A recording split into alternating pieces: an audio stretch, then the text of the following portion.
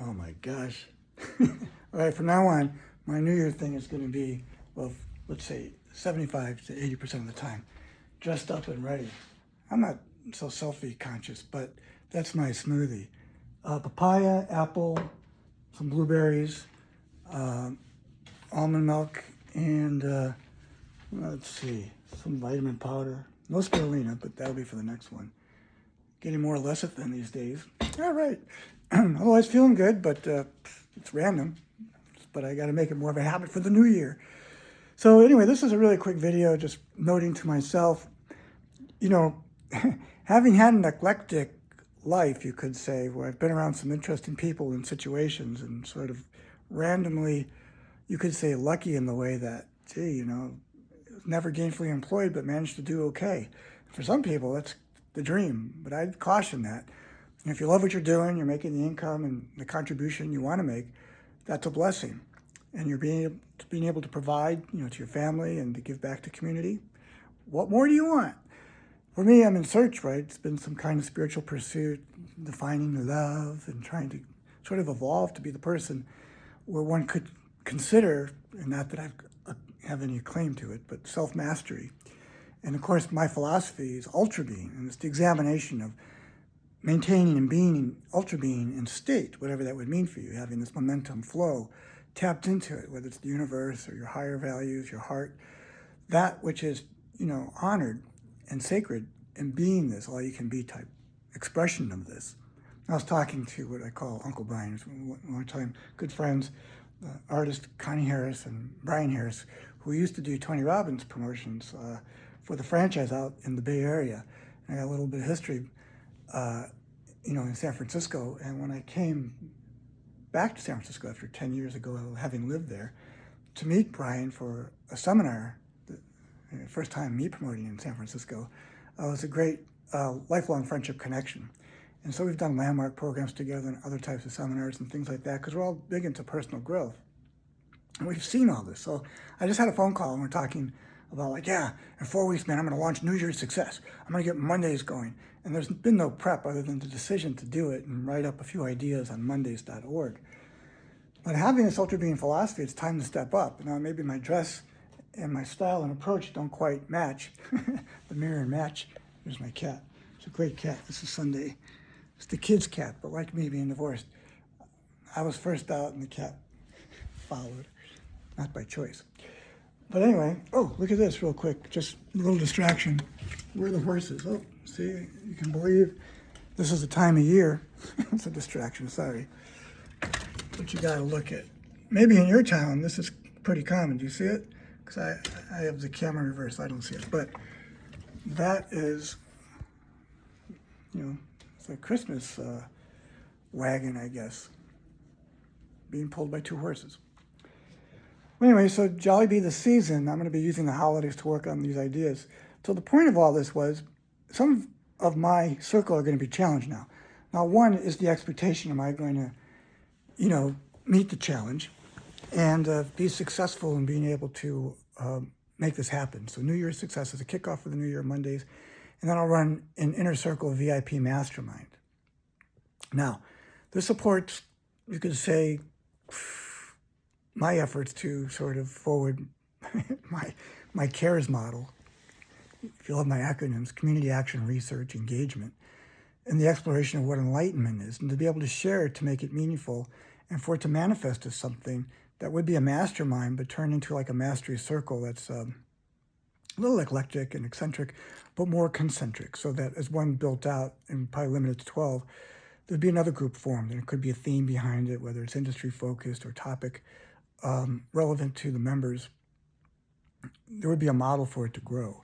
And it's all about this personal mastery thing, right? Remember, I often talk about Abraham Maslow's hierarchy of needs, the pyramid, where the bottom is struggle and basic survival, and sort of rising in this ability to have access resources and to be sort of attuned to things, to where things are able to manifest for you.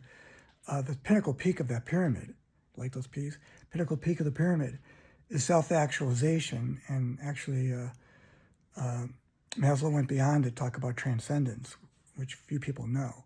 So this is the model that I want to bring forth so we can transcend our conditions and what's going on in society, our ability to be as we can be would be with it. So coming back to Uncle Brian Harris, to my kid, he's Uncle Brian. We're going to meet every Monday. He's going to support me in this. Doesn't understand everything, but knows I'm going for something that's big and huge, transformational, hopefully.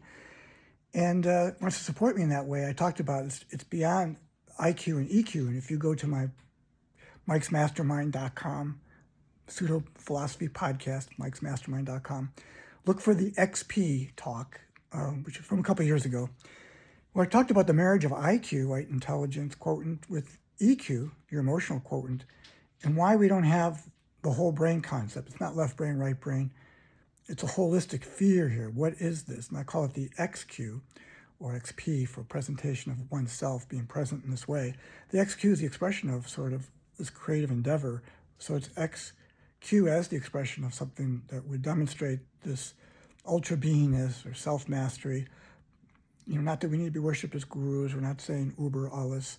This is really simply you being at your best and your ability to maximize what this best self is in the expression of who you are. And that would be the XP, or in this case, IQ and EQ, getting married and having their wonderful bastard child, XQ. So no excuses. So that's what got me to pick up the phone, because some people are going to be challenged. They're going to see Dr. Mike changed, and whether they want to accept it or they run an old story, reminds me of the stories that the native elders I used to hang out with. In their world, I'm called Gray Wolf. I'm the Gray Wolf, which in their world stands for gray being invisible, and the wolf, the teacher, the invisible teacher. Something shows up that might manifest for those that tap into it, but they may not see it at first, or it's behind the scenes. And for me, I'm always trying to grasp, well, what does that mean? What's going on? But as I show up and I can be of service and make a contribution, something of value that's contributed to our community, conversations.com, community conversations, or evolving into loving conversations, and you and I being able to connect on another level, and then through this conduit, we help others. This is our community contribution. This is our long-lasting legacy, like UBE3. The formula is UB, ultra being, excellent example of enlightenment. UBE3. You be the change you want to see in the world. So, in maximizing this, some people will be challenged. They'll take the opportunity on to perhaps work on their goals, but whether they'll reevaluate their thinking and the attachment to the ego, not just the ego here. The ego is the projection in the mind of how we see ourselves, the selfie of our mind. And that's important to look at because we can see things. But the attachment of this, you could say shadow self, or this false identity, and EID to me, is internal dialogue. And if we're not conscious of what we're saying to ourselves about ourselves and our perception of the world, then we're not really sort of awake. We're in the mass trance.com, as I call it, mass trance, the hypnosis of society. And we're all in it. It's part of socialization and conditioning, me included. And the idea here is if we're having a breakout strategy, we have to drop our old stories. And with the native elders, they would always name things in the way that they related to it from, their native upbringing, the tribal standard. And so Gray Wolf was, it couldn't be Mike. It had to be Gray Wolf. So it had to be somebody. So for other people, I noticed that they were running Coyote or, something that was running. And I asked about this and said, well, many people are running stories. And when I got that, it was like, wow, that's something to grasp, that we're leading our life and living it, myself included again, and having some story about someone or something or how I perceive the world to be. And it's running in our head all the time. And again, if we're not familiar with our own ID, internal dialogue, or what's called the flight we take every day, our TWA, thoughts, words, and actions, well, how could we be attuned to life? How could we be I-aware? You might be aware of something perceived out there, but that's illusion. You're alluding to something, and it's pretty much made up in your mind, or a story that somebody else gave you. And some of us are living life sentences because someone said something to us when we were a kid or way back when, and it continues to reverberate in our mind. So the challenge is to be able to let certain things go and to own up. So ownership is that maybe you had done something, never apologized, never paid back, never made up. Well, isn't that the challenge? Or are you going to let it go and just accept things are? And it may not be exactly to the liking. And it might be confronting the imagery of what we have imagined. It may not be real. And yet the perceptions could persist. So we're living in this illusion rather than sort of, you could say, a trueness. If we're going to have any kind of identity, it ought to be genuosity, that we're being genuine, authentic. At the same time, we're generous with others to allow them to be who they are. And if we're going to question something, you bring it up not so much as, the Spanish Inquisition. It's more an inquiry because you're curious, you want to know, or something feels incomplete. And if nothing is, well, then you're able to move on and express this in a way that still shows some caring and compassion for the situations, the people that you deal with. And it reflects the quality of the company that you keep.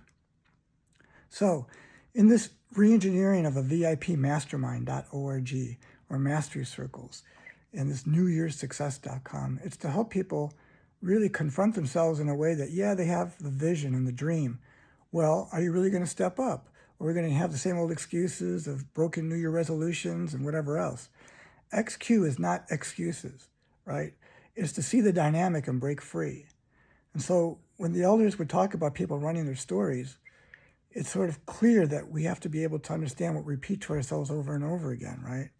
Repeated thought patterns, RTPs, repeated thought patterns are something we all deal with. How many times we keep thinking the same thing, and even worse, we tell the same people over and over, and are we not consciously aware that we're just repeating the same old story and using that as the excuse, then rather than being the conduit of letting go of the past and being able to reformulate something that does work, that brings into this new, finer quality existence of the ideal self?